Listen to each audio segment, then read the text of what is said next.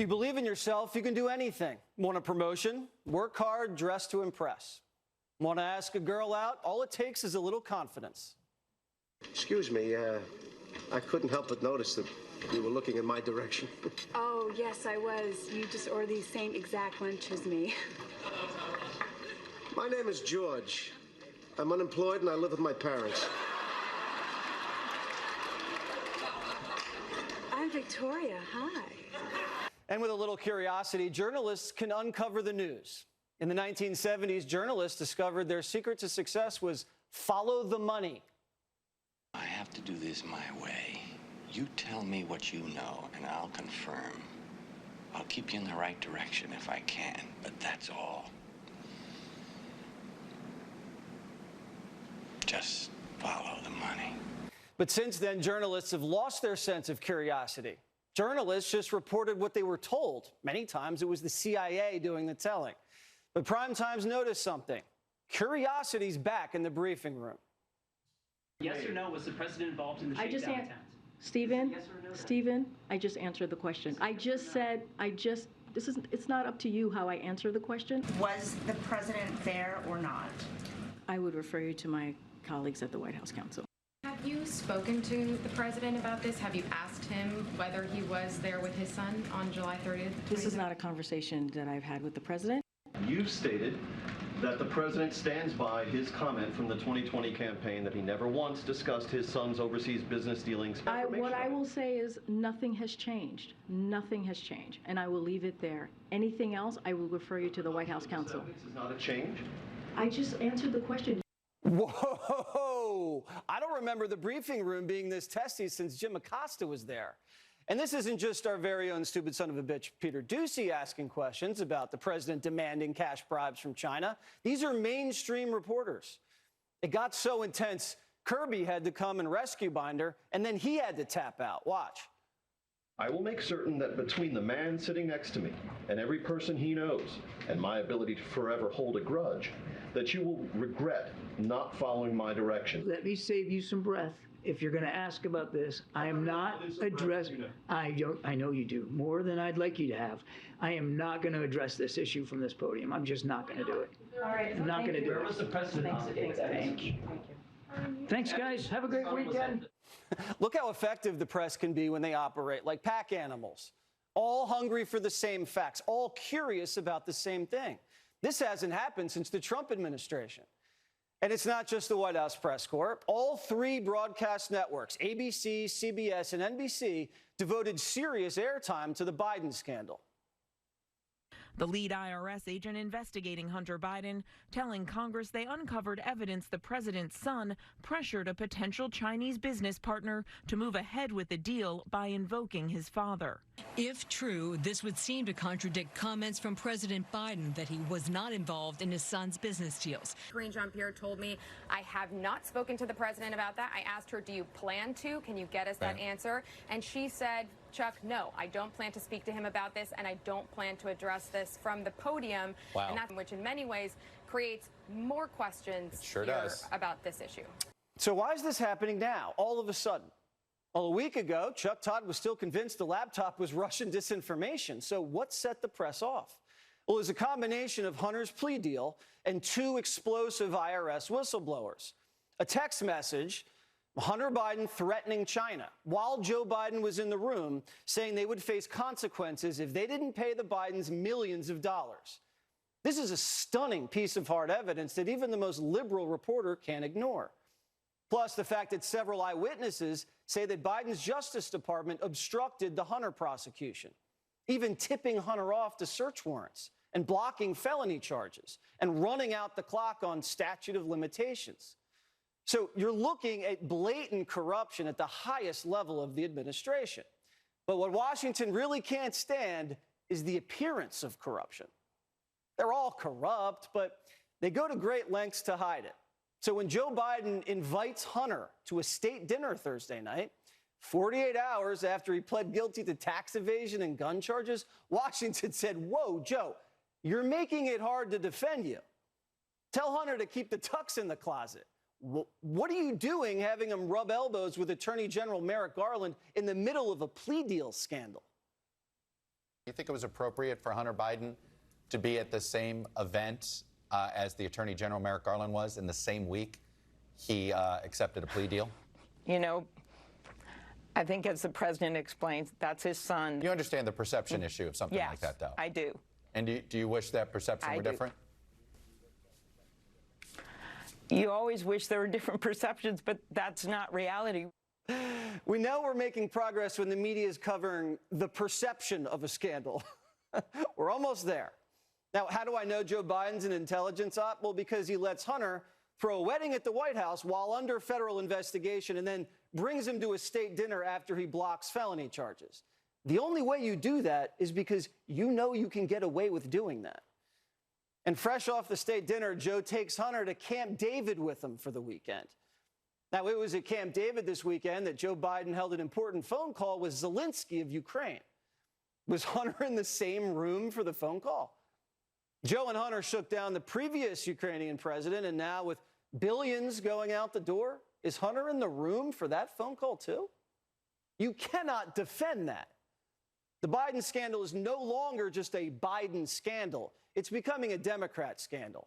The Democrats are having to answer for this. If the president says he never talked business with his son, why are there these texts showing Hunter mentioning he's sitting next to his dad while threatening a Chinese businessman? The time has come for extreme MAGA Republicans to stop peddling conspiracy theories and start working on issues of the economy that are important to the American people. When you see the evidence, none of this sounds fishy to you. None of this sounds fishy at all to you. Same answer. If the president says he never talked about business, in the big hurry, I have work to do to save women from a very destructive Republican Party in this House. You should be worried about that. Does any of this bother you, Speaker Pelosi? What bothers me are the Republicans standing in the way of your reproductive freedom. So for the first time, the Democrats have a problem they can't blame on Russia. They can't blame it on COVID or racism, for that matter, either. And the act of covering it up now becomes criminal. Speaker Kevin McCarthy today announced the House will move to impeach Joe Biden's attorney general. By July 6th, because of the allegations from the IRS, because of the whistleblowers and the DOJ, Garland, what he is saying and what David Weiss are saying privately are two different things. Right. And if it comes true what the IRS whistleblower is saying, we're going to start impeachment inquiries on the attorney general.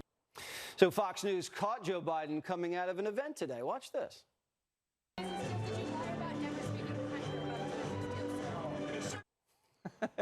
Biden's word worthless here. Hunter Biden gave his dad a burner phone when he was vice president and paid for the bills.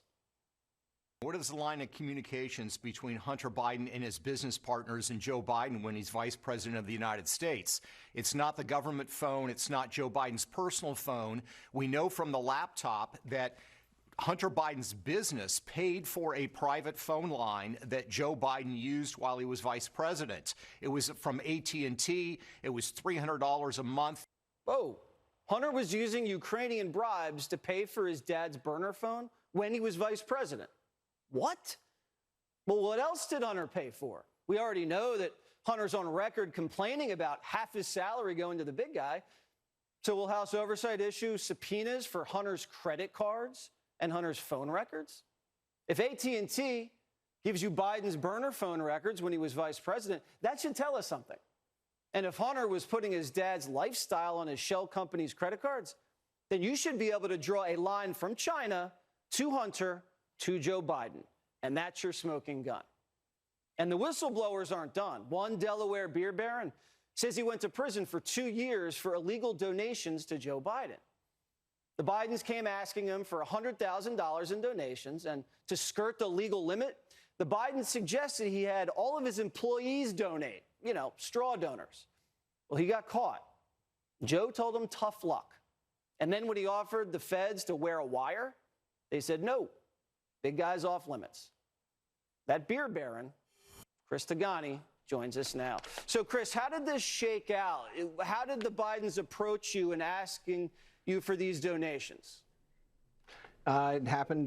Thanks for having me on, Jesse, by the way, and congratulations on the new time slot. Thank you. The Bidens invited me to the third Democratic presidential debate held at Drexel in 2007, and the after party is where they solicited $75,000 for billboards in Iowa, and I agreed to raise them the money. And what was that conversation like? I mean, it's hard to raise $75,000 yourself. Did they suggest something? Well, it was Bo and Hunter first, and then when I said, yeah, I might have that left in my budget, and political contributions were a regular mainstay thing for our industry, and then it went to Dennis Toner, who I said, Dennis, I think this is a campaign thing, so the contribution limit is $2,600. How do I get around that? He said, how many managers do you have you can trust? I said, all of them. And he said, well, have them write a check and reimburse them. I knew that's how you got around the limit. I didn't know it was illegal. All right. And, you know. So the FBI came to you. They say, we got you. And you offered what to the FBI? They met me at a gas station on a Wednesday morning at 8:30 in the morning, and they followed me from my house. And being a law-abiding citizen, I mean, I have the last interaction with law enforcement I've had outside of this. Now, this is obviously a big thing, but outside of that was a traffic ticket, a speeding ticket in 1997. So I'm a law-abiding citizen. When the FBI comes up to me, I talk to them. So I sat down with them for 4 hours and told them everything. And they said, you know, these donations that you made in the name of other people. I said, well, but the Bidens. I mean, that was as a request from Dennis Toner, the campaign manager, and they wouldn't have it. So they asked me to wear a wire. They did put me in situations where I was involved with other people, and once it got to Dennis and to Joe, the entire investigation was called off, and the indictment was unsealed. And so I did maybe 5 or 6 different appearances, and the targets that they wanted to focus on were, it just didn't work out. But I told them everything I know because I cooperate with law enforcement. I believe in law enforcement. And now seeing what has happened with Hunter and having an inside look into the evidence, thanks to MarcoPoloUSA.com and Miranda Devine, having an inside look at the evidence, I know that I got a raw deal, unfortunately, and so did Harvey Walker, Joseph Timlin, Brenda Mathis, Kevin Fleming, Sarah Collins, Bob Adams, other people who have been charged in the district with tax crimes, all were charged with felonies, all had no say, and Hunter's information and his plea bargain was announced the day that his information was released. That's never happened. Hunter is the only person ever in the district to be charged as a felon, as a misdemeanor under 26 U.S. Code Section 7203. No one else in 30 years has ever been charged with that as a standalone charge as a misdemeanor. He's the first. I sent you verification of that through PACER. That's not right. And I think U.S. Attorney David Weiss has some explaining to do with respect to the public of how Hunter, who was a lawyer, by the way, who's a lawyer, who also had his passport revoked by the State Department because of his tax liens in 2015 and 2016, and he's a lawyer, and then he is not charged with tax evasion, he's not charged with felonies, he gets misdemeanors for not filing. He had tax issues going back to 2009, 2010. He had tax liens put on his homes, on his wife's homes. And it's not that I want anything bad to happen to Hunter. It's my issue is with the U.S. Attorney and not playing fair with citizens. Yeah, and it's a matter of fairness, sure. You have to pay the price. You're right. It's a Fairness is matter of important. fairness to the American people, and everybody sees unfairness, and I think that is the main problem here. Chris, thank you so much for joining us. My pleasure. Thanks, Jesse. Let's turn it over to Congressman Jim Jordan, chairman of the Judiciary Committee. So, Congressman, are we going to get any of these burner phone records, any of these credit card records from these shell companies? Because that could lead us somewhere. Yeah, I think that'll probably, Jesse, primarily out of Chairman Comer's committee, the Oversight Committee. He's been focused on the business records associated with the Biden, business enterprise. We want to talk to David Weiss. Chris is right, your previous guest. We want to talk to David Weiss, the U.S. attorney. We want to talk to Leslie Wolf. She's the one who stopped the search warrant. She's the one who said you can't ask questions during the investigation. To Mr. Shapley said you can't ask questions about Joe Biden. You can't even bring up the term the big guy. I mean, stop and think about this for a second. So Joe Biden said he wasn't involved in his son's business dealings.